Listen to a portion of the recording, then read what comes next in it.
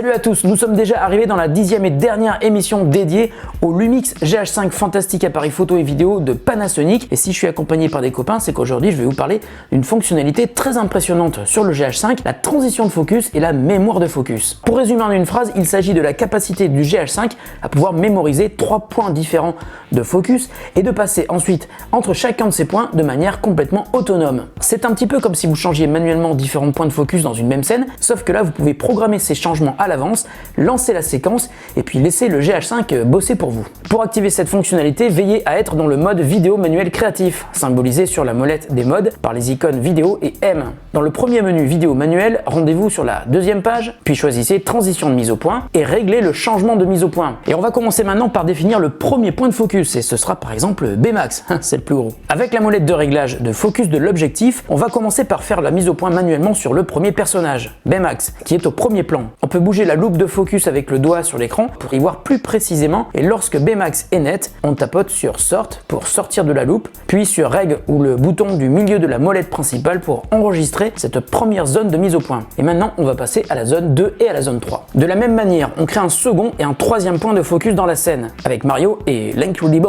Hulk. Sacré mashup de super-héros, non? Voilà, et quand les 3 points de focus sont enregistrés, on va devoir indiquer de quelle manière le GH5 doit passer du premier au deuxième et au troisième point de focus. Dans le menu vitesse de transition de mise au point, on peut lui indiquer d'aller très vite, par exemple super haute vitesse en haut, ou très lentement, comme par exemple super basse vitesse en bas. Il y a en tout 5 vitesses disponibles. La deuxième option vous permet de définir le premier point de focus qui sera atteint une fois que vous aurez lancé l'enregistrement. Alors je trouve justement que la traduction du menu en français n'est pas très claire, mais c'est donc ici qu'il faut se mettre pour définir quelle sera la première zone. Enfin, la dernière option permet de laisser un délai de quelques secondes avant que le GH5 ne commence son enchaînement automatique, ce qui est absolument indispensable pour éviter la moindre vibration due au lancement de l'enregistrement avec votre doigt. Et donc lorsque vous avez terminé vos réglages, sortez du menu et lancez l'enregistrement et regardez le GH5 travailler à votre place. Mais il est aussi possible de lancer le changement des zones de focus de manière manuelle avec votre doigt sur l'écran. Pour cela, les 2 dernières options doivent être réglées sur non et c'est vous qui lancez le processus en choisissant démarrer. Il vous suffit alors de toucher l'écran pour indiquer quelle zone de focus enregistrée doit être atteinte. Et vous pouvez aussi changer le point de focus à atteindre avec le joystick. Et si malgré tout vous avez peur de faire bouger l'appareil pendant que vous effectuez ces manipulations, je vous rappelle que vous pouvez aussi contrôler le GH5 depuis l'application Image App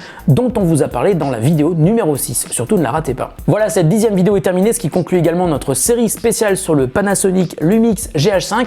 Je vous dis à très bientôt sur The Grand Test et peut-être pour une autre série de vidéos sur un autre appareil, on ne sait jamais. Salut à tous et merci de votre fidélité.